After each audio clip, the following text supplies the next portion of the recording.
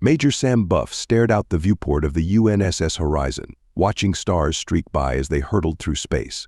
His hand unconsciously moved to his temple, expecting to feel the familiar hum of his cybernetic implant. Instead, he felt only smooth skin and a slight ache of phantom pain from technology no longer there. "Still getting used to it?" Sir Lieutenant Sato asked, joining him at the viewport. Buff nodded, turning to face his team gathered in the briefing room. Corporal Reyes was doing push-ups in the corner, reveling in the burn of muscles working without enhancement. Private McDermott sat quietly, fingers tracing the spots where his cybernetic legs had once connected. "All right, team, let's focus," Buff called out, his voice carrying the weight of command even without technological amplification. "Admiral Krusov will be here any minute for the mission brief." As if on cue, the doors slid open, and Admiral Krusov strode in. His eyes swept over the team, a flicker of something disappointment, frustration, crossing his face as he took in their fully human forms. "At ease," Krusov said gruffly. "We have a situation. One of our own has gone rogue." A holo display flickered to life, showing the image of a burly, barrel-chested man with a square jaw and steely eyes. "This is Pete Stone, former Antimatter Marine. 2 days ago he went AWOL, taking with him highly experimental and dangerous technology." Buff felt a chill run down his spine. He remembered Stone, a quiet, reliable soldier who'd always gotten the job done. Krusov continued, his voice hard. "Intelligence suggests Stone is looking to sell this tech to the highest bidder. Your mission is simple: track him down, retrieve the tech, and bring Stone in alive if possible, but the tech is the priority." "What exactly did he take?" Sir Reyes asked, her eyes narrowing. Krusov's expression darkened. "That's need to know, Corporal. All you need to know is that in the wrong hands, it could turn the tide of the war against us." Buff exchanged glances with his team. There was something off about this whole situation, but he couldn't put his finger on it. "Any idea where Stone might have gone?" Admiral Buff asked. "We've tracked him to the Omega Centauri cluster. You'll be dropped at the last known coordinates and proceed from there." Krusov paused, his gaze sweeping over the team once more. "I don't need to remind you how critical this mission is. The fate of the war could rest on its success." As Krusov turned to leave, he added almost as an afterthought, "Oh, and team, upon successful completion of this mission, you'll be scheduled for re-enhancement. Can't have our best assets running at less than peak efficiency, can we?" The door slid shut behind him, leaving a heavy silence in the briefing room. "Re-enhancement," McDermott said quietly, a tremor in his voice. "But I thought."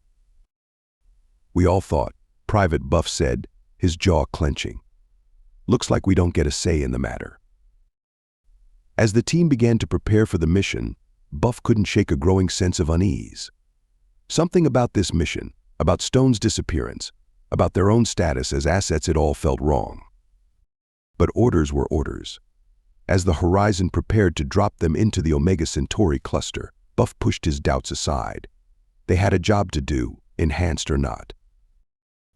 Little did they know, this mission would challenge not just their skills, but their very understanding of what it meant to be Antimatter Marines. The harsh, red sun of Omega Centauri's central planet beat down on the Antimatter Marines as they exited their dropship. The spaceport around them bustled with activity, a hive of merchants, smugglers, and beings from 100 different worlds. Major Buff squinted against the glare, his unaugmented eyes struggling to adjust. "Spread out," he ordered.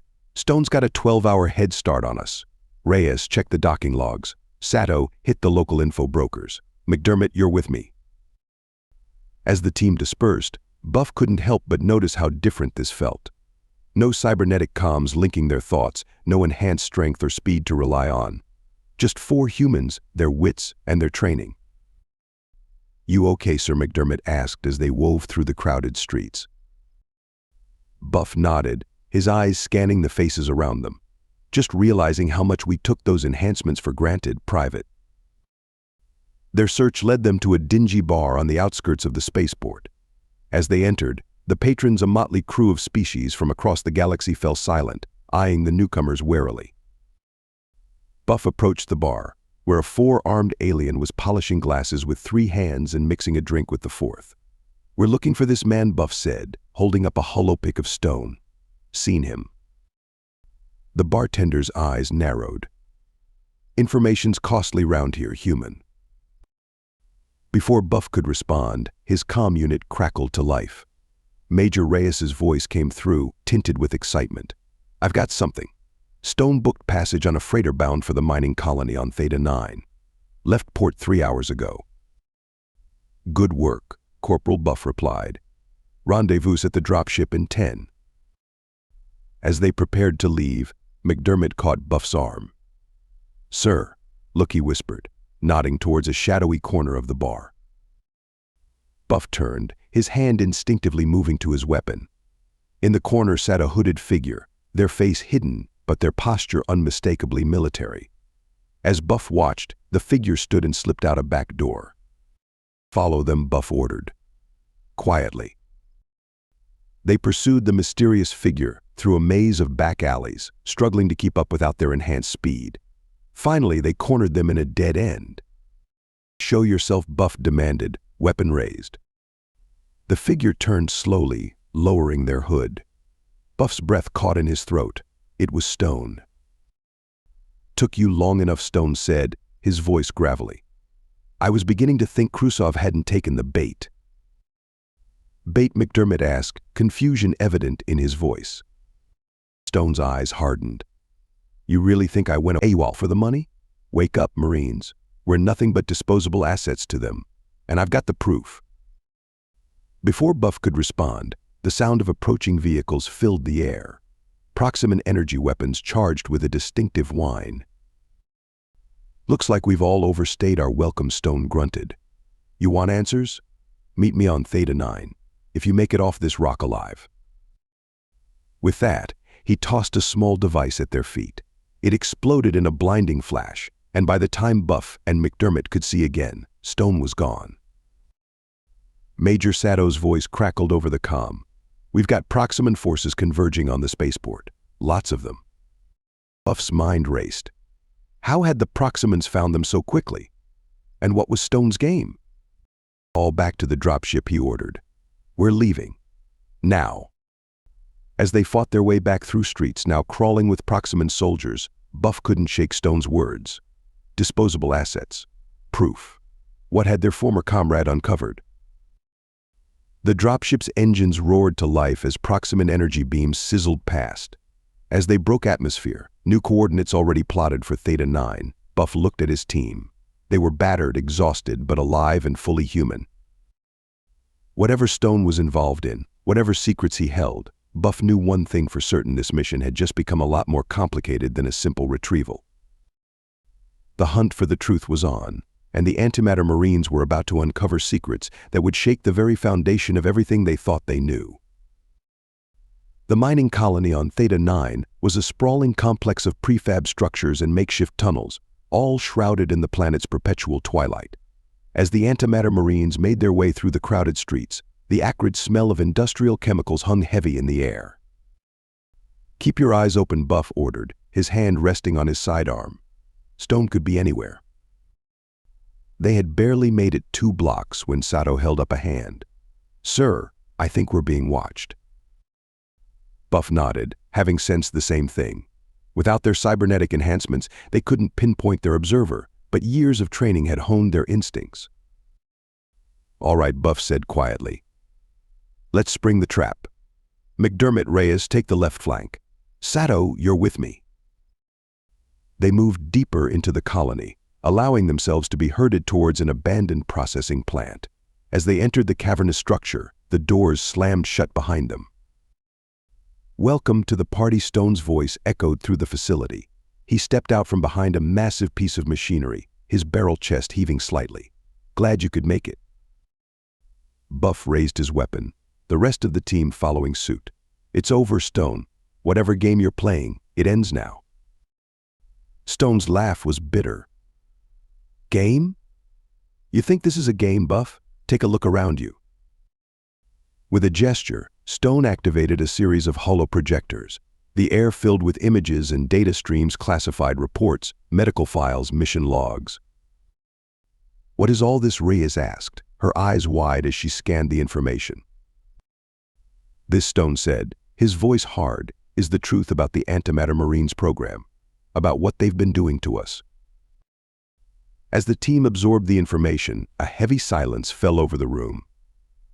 The files detailed unauthorized experiments, manipulated mission parameters, and a callous disregard for the Marines' lives and autonomy. "They've been using us as guinea pigs," Sato whispered, her face pale. "Testing the limits of the cybernetic enhancements, seeing how far they could push us before we broke." McDermott's voice shook as he spoke. "The re-enhancement Khrushchev mentioned, it's not about making us more effective. It's about control."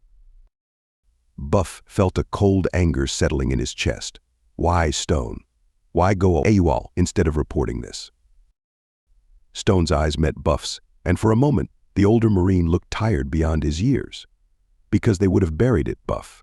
They would have wiped our memories, pumped us full of more tech, and sent us back out there. We're not soldiers to them. We're weapons, expendable assets." The weight of Stone's words hung heavy in the air. Buff looked at his team, saw the mix of shock, anger, and betrayal on their faces. He thought about how easily Khrushchev had dismissed their desire to remain fully human, how quick command had been to send them after one of their own. "What's your play here?" Stone Buff asked finally, lowering his weapon. "Sell the intel to the highest bidder." Stone shook his head. "No, I'm going to expose it all. Let the people see what's being done in the name of their protection. But I can't do it alone." The implication hung in the air. Buff looked at his team, saw the question in their eyes.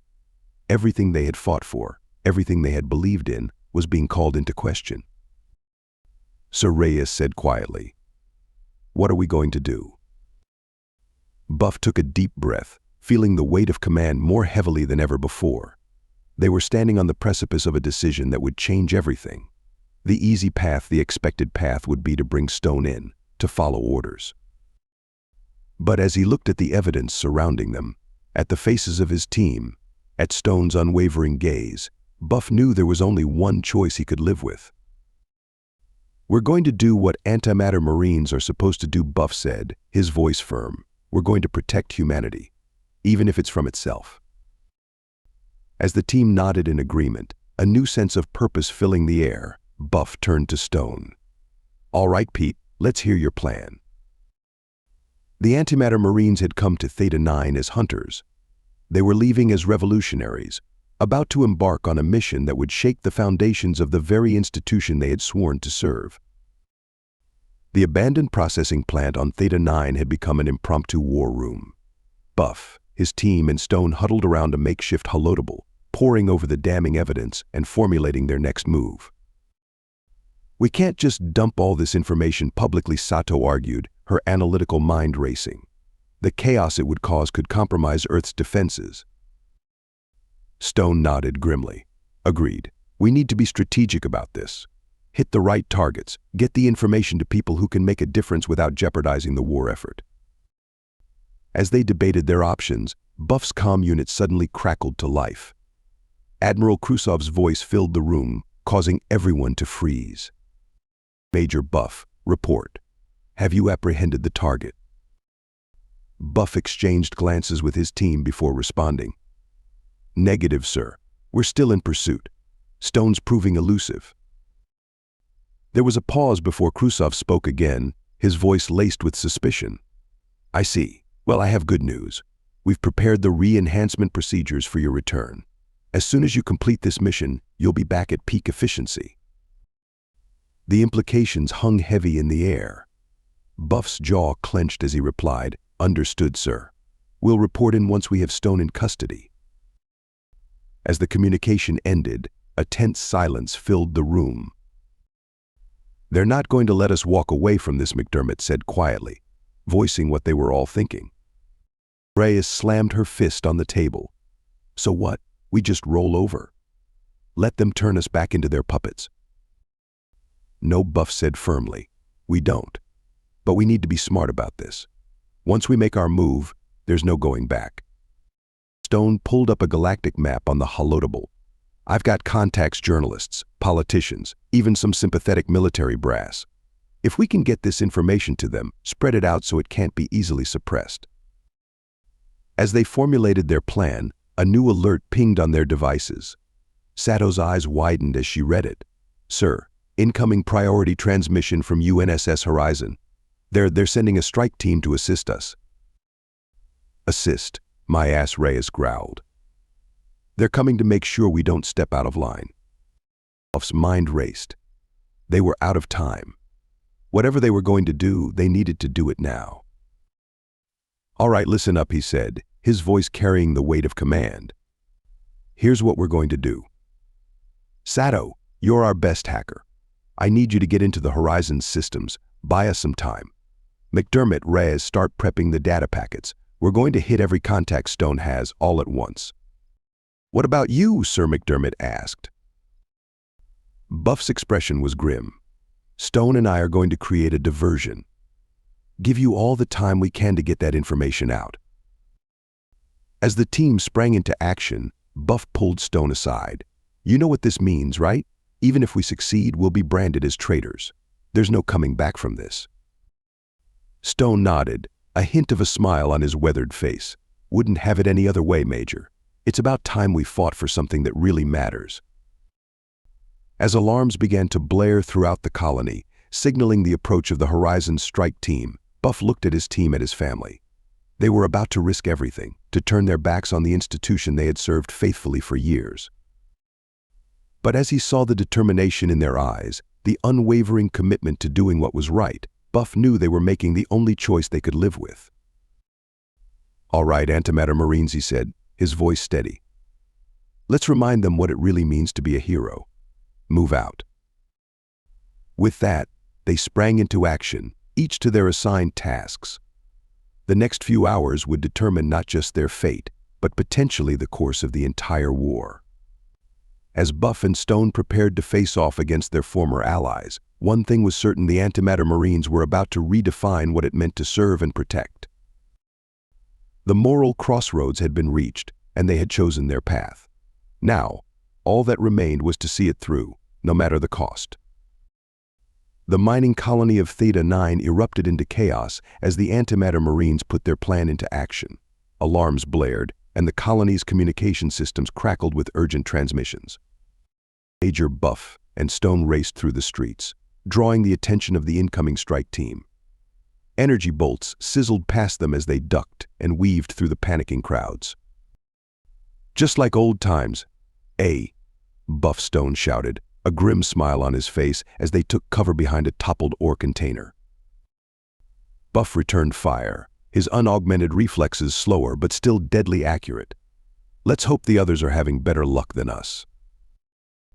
Meanwhile, in a makeshift command center, Sato's fingers flew over a jury-rigged console.